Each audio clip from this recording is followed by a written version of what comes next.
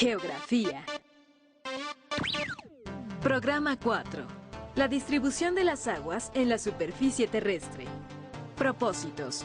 Reconocer la distribución de las aguas continentales y oceánicas. Valorar la importancia de los recursos hídricos. Identificar la problemática derivada del manejo de los recursos hídricos, destacando las acciones de impacto ambiental y medidas de conservación.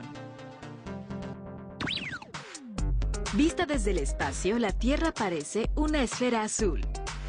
Esto se debe a que casi el 71% de su superficie está compuesta por agua.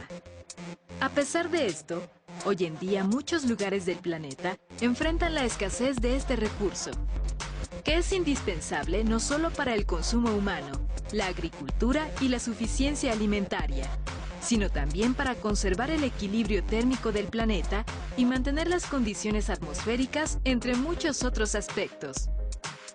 ¿Cuál es la importancia de los recursos hídricos? ¿Qué uso se está haciendo en la actualidad del agua?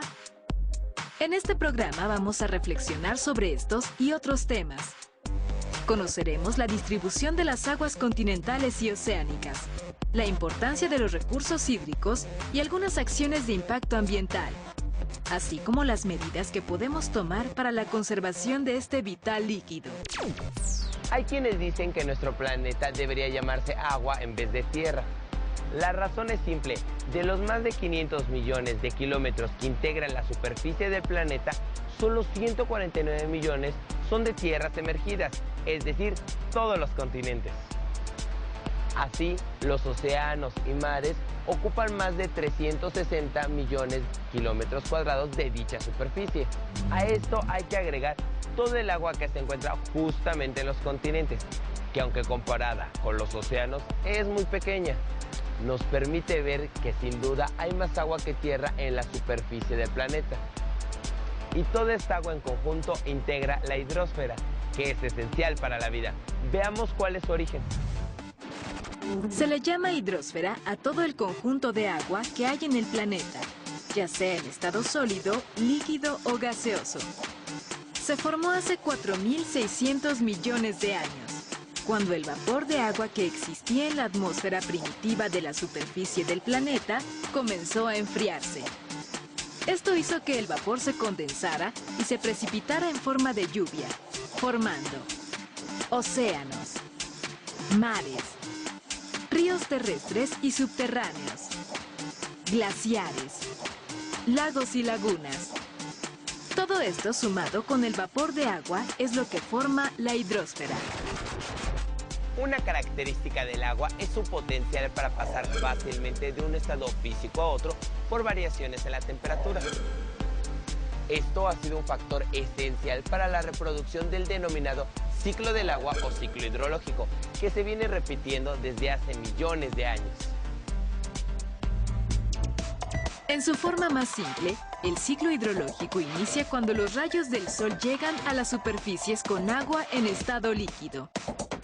El calor que se produce hace que parte del agua se vaporice y quede en estado gaseoso, en el viento.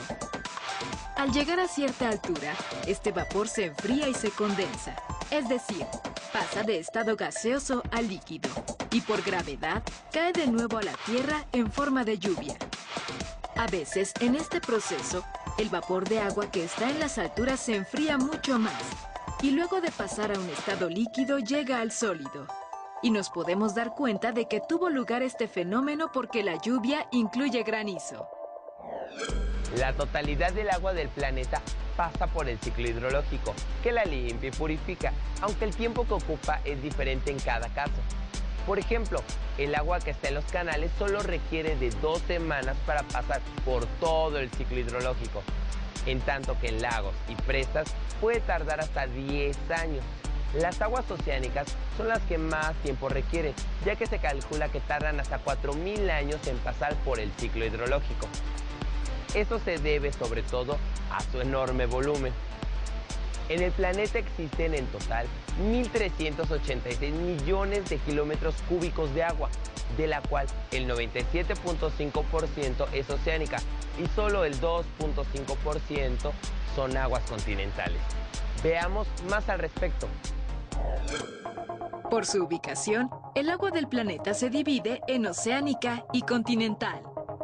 Las aguas oceánicas son las que se encuentran en los mares y en particular en los 5 océanos: Pacífico, Atlántico, Índico, Antártico y Ártico.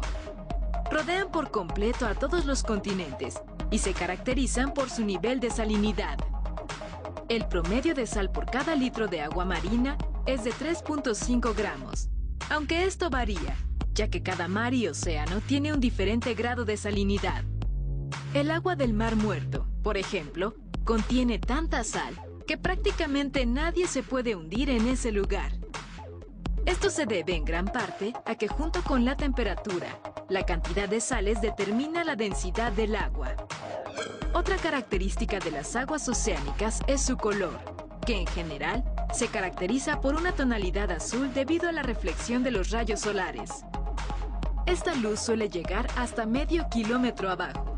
Sin embargo, como la profundidad promedio de los océanos es de casi 4 kilómetros, en el fondo reina la absoluta oscuridad.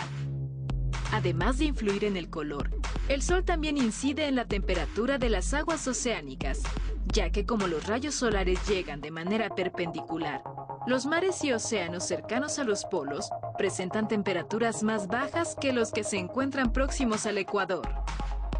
En promedio, la temperatura de las aguas oceánicas es de 3.8 grados centígrados, pero desciende a mayor profundidad. Por otra parte, el constante ascenso y descenso del aire y su contacto con estas aguas también propicia cambios de temperatura y genera la regulación térmica en la atmósfera. En general, el agua de los mares y océanos ha sido poco utilizada por el ser humano, a pesar de que existe en abundancia.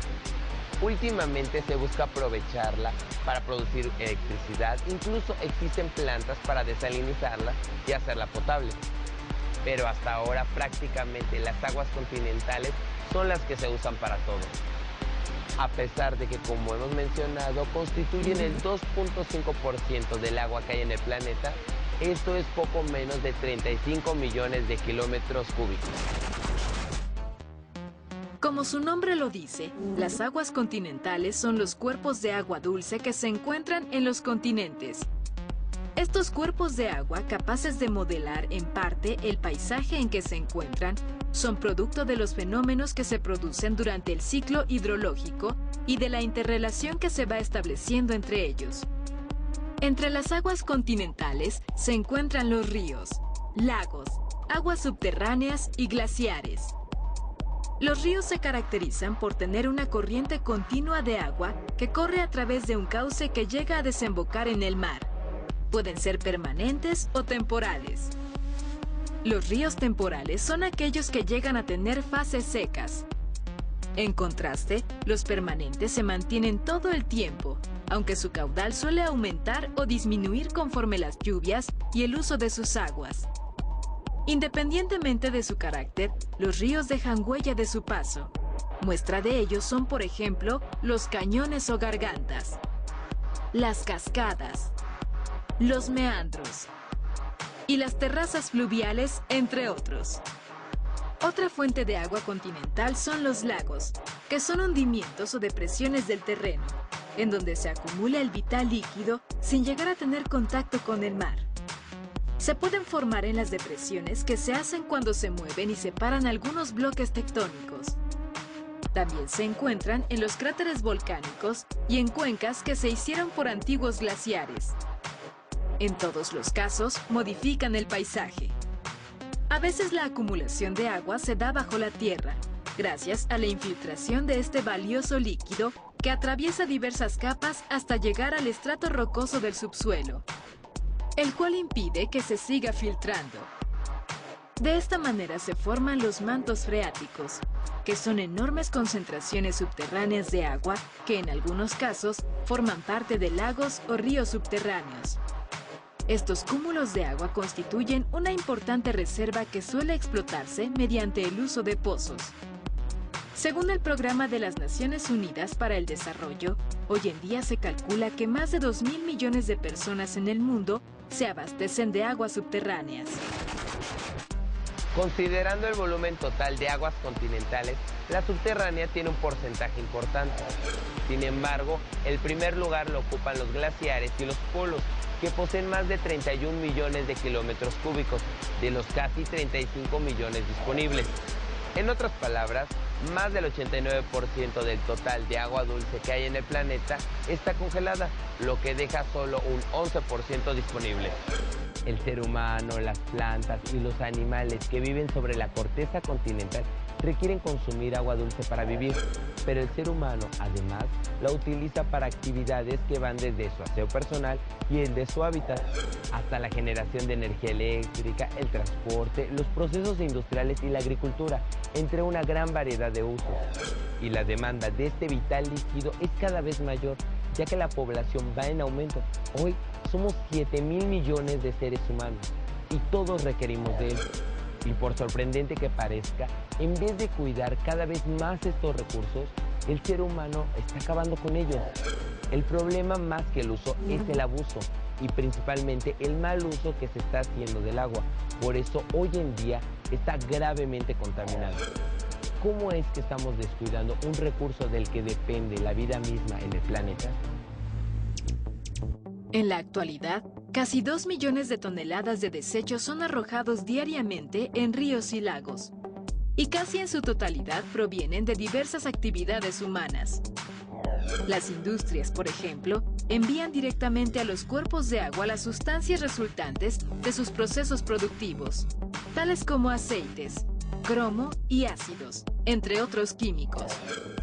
Las ciudades conectan sus desagües a ríos, lagos o mares, y descargan excretas, así como cloro, detergentes y otros químicos que fueron usados para la limpieza, aceites y diversos desechos que producen las fábricas ahí asentadas. Otro factor contaminante son los vertidos que vienen tanto de la ganadería, con grandes cantidades de parásitos en el estiércol, como de las aguas residuales agrícolas, con fertilizantes, abonos y plaguicidas, que alteran profundamente el equilibrio ecológico de los cuerpos de agua en que se vierten. Además de todo esto, la basura y los desechos sólidos que se depositan en vertederos y otras zonas son fuente de diversas sustancias tóxicas que se infiltran en el subsuelo con las lluvias que caen, contaminando los cuerpos de agua subterráneos. Lo mismo sucede con las empresas mineras, que ocupan arsénico, cianuro y mercurio, entre otras sustancias sumamente dañinas que caen al suelo y se infiltran con las lluvias, aunque a veces las arrojan a los cuerpos de agua directamente. Actualmente el 72% de los ríos, lagos y arroyos del mundo están contaminados a causa de residuos urbanos o industriales que provocan la transmisión de más de la mitad de las enfermedades infecciosas que se conocen. En algunos casos, los contaminantes están provocando daños irreversibles que terminarán afectando los ecosistemas del planeta.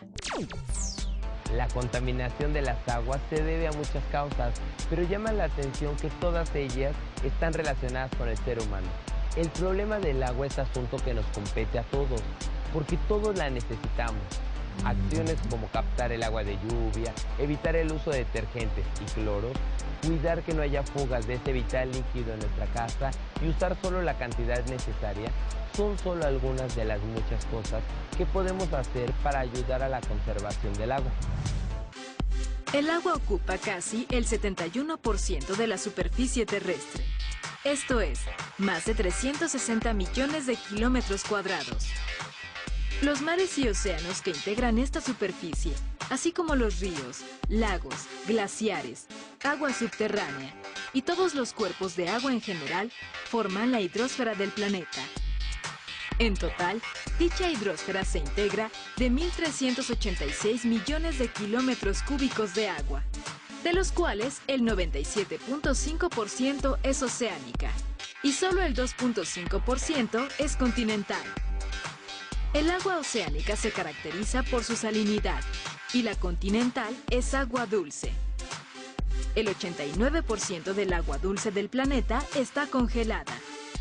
Del 11% disponible, el ser humano está haciendo un mal uso, ya que no solo la desperdicia, sino que la contamina. Y si no hace algo pronto por resolver esto, los daños provocados pueden ser irreversibles.